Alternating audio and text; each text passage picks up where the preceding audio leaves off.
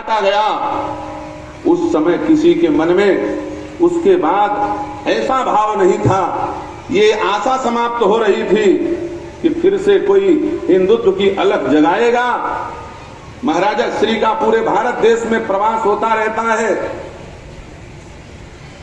हर सनातन धर्मी के मन में केवल महाराज जी के प्रति आस है, ये बात याद रखिएगा। जितने शंकराचार्य इस समय शंकराचार्य के पीठ पर विराजमान हैं, उनमें केवल और केवल गोवर्धन मठपुरी और पुरी पीठ के शंकराचार्य के प्रति लोगों के मन में आशा है। यह बात दिल की बात है, यह बात हृदय की बात है, यह किसी को छोटा बड़ा बनाने वाली बात नहीं है। केवल महाराज जी के प्रति और इस पीठ के प्रति लोगों के मन में श्रद्धा है और यह भाव है कि भारत में यदि हिंदुओं का कल्याण होगा, भारत में यदि राम राज्य आएगा, भारत यदि हिंदू राष्ट्र बनेगा, तो और किसी के बल पर नहीं, इस पीठ के बल पर। जिस पीठ पर महाराज जी विराजमान है, जिस आसन पर महाराज जी विराजमान है, इसका कारण क्यों है? आप ये मत समझ लीजिएगा कि सामने में राजीव लोचनदास जी महाराज जी के सामने इसलिए प्रशंसा कर रहे हैं। हम झूठी प्रशंसा नहीं करते, हम निर्मोही अखाड़े के महात्मा, अखाड़े वाले किसी की झूठी प्रशंसा नहीं करते। जिस आसन पर महाराज जी विराजमान है, श्री शंकराचार्य भगवान विराजमान है, ये आसन किस चीज का जानते हो? लकड़ी का आसन है। किसका आसन है? लकड़ी का आसन है। और ये आसन पहले सोने का होता था, 24 कैरेट सोने का। राजा शतधनवा के द्वारा दिया गया दिव्य सिंहासन। इस पीठ पर विराज रहे पूर्वाचार्य श्री स्वामी निरंजनानंद सरस्वती जी महाराज ने भारत में राम राज्य लाने के लिए, भारत को हिंदू राष्ट्र बनाने के लिए धर्म सम्राट श्री स्वामी करपात्री जी महाराज के तत्वावधान में, अगुवाई में, जिस समय भारत के हृदय स्थल दिल्ली में 1966 में गौवध रोकने के लिए आंदोलन किया गया, करोड़ों करोड़ों सनातन धर्मी वहां भूखे प्यासे बैठ करके 1966 में मरने के लिए तैयार थे। मेरे भारत की जनता, मुझे मानने वाले, मुझे भगवान मानने वाले मेरे भक्त, एक समय का भोजन मिल जाए, इसलिए उस समय इस पीठ पर विराज रहे शंकराचार्य जी ने अपना सिंहासन भोजन बनवा करके बांटा है।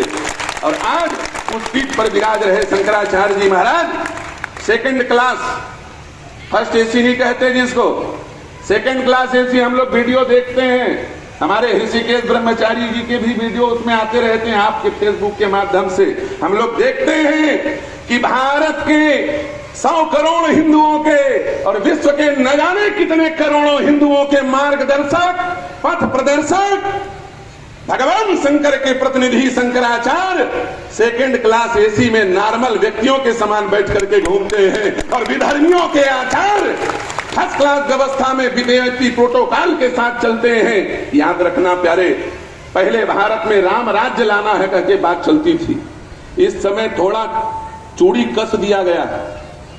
इस समय अभी हमारे ऋषिकेश ब्रह्मचारी जी कह रहे थे, हम भारत भव्य बनाएंगे, हम हिंदू राष्ट्र बनाएंगे।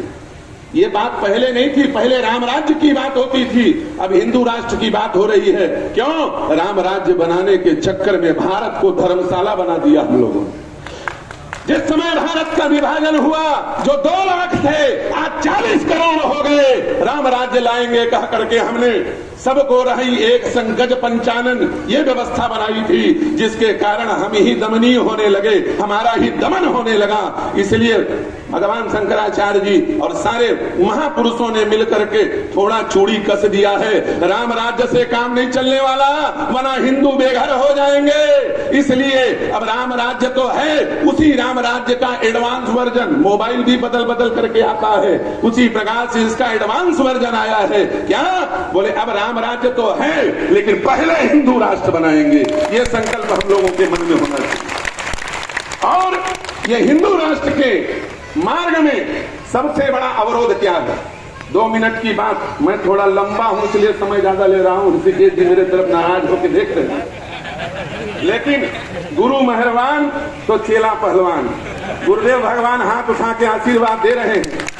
तो भैया मैं वैसे भी पीछे नहीं रहने वाला हूं, जानते हो। हिंदू राष्ट्र के मार्ग में सबसे बड़ा अवरोध क्या है? याद रखिएगा, भारत हिंदू राष्ट्र है, हिंदू राष्ट्र था और हिंदू राष्ट्र रहेगा, और हिंदू राष्ट्र नहीं है कह करके बताने वाला केवल एक पुस्तक हमारे आड़े आ रहा। उस पुस्तक का नाम है भारत का संविधान। क्या है?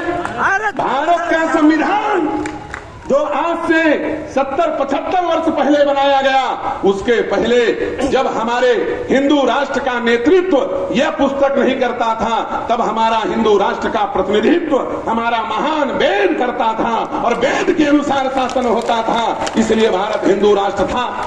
आज से 75 साल पहले जब हमारे 565 रियासतों के क्षत्रिय राजाओं ने भारत गणराज्य में अपने राष्ट्र का, अपने कुल दादाओं का, अपने माता पिता पूर्वजों की संचित संपत्ति का दान किया, तब उन्हें पता नहीं था कि भारत को धर्मशाला बना दिया जाएगा। उनको यह आश्वासन दिया गया था कि ये हिंदुओं की संपत्ति हिंदुओं की रहेगी, लेकिन उसके बीच में एक अड़चन आया है, भारत का संविधान। कोई बात नहीं, हमारे पूर्वजों ने संविधान को स्वीकार किया, हम भी स्वीकार करते हैं, लेकिन ये संविधान समय समय में परिवर्तित होता है प्यारे। इस संविधान में समय समय में परिवर्तन होना चाहिए।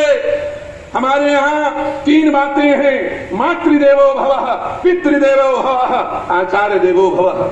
जिस धर्मनिरपेक्ष राष्ट्र की बात होती है, उस धर्मनिरपेक्ष राष्ट्र में भारत को माता माना गया है, तथाकथित पिता भी मान लिया गया है राष्ट्रपिता के रूप में। तथाकथित हम लोग नहीं मानते उनको। जय जय श्री राम। हमारे कोई पिता होता नहीं, हमारे पिताजी परमात्मा है।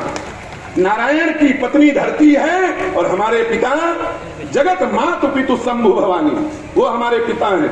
हम किसी साधारण व्यक्ति को अपने राष्ट्र का पिता नहीं मानते। लेकिन सबसे बड़ा दुर्भाग्य क्या है, ये बात सुनिए।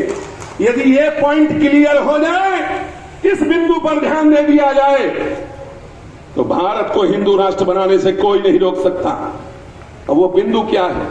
हमारी माता है, हमारे पिता हैं, लेकिन सबसे बड़ी समस्या राष्ट्र की मां तो है, राष्ट्र का पिता तो है, लेकिन माता पिता से काम नहीं चलने वाला। सबसे महत्वपूर्ण करोड़ों माता पिता से ज्यादा मार्गदर्शन करने वाले गुरुदेव होते हैं, लेकिन इस राष्ट्र का कोई गुरु नहीं है। और जो गुरु बने हैं इस समय, उनको पता नहीं है। वो कहते हैं जाति पाति ब्राह्मण ने बनाई, जाति पाति ब्राह्मण ने बनाई। जो गुरु बन करके आते हैं वो साधारण पुस्तकों को पढ़ के आते हैं, भारत के संविधान को पढ़ के आते हैं, उन्हें वेदों का ज्ञान नहीं। अरे प्यारे, यदि जाति पाति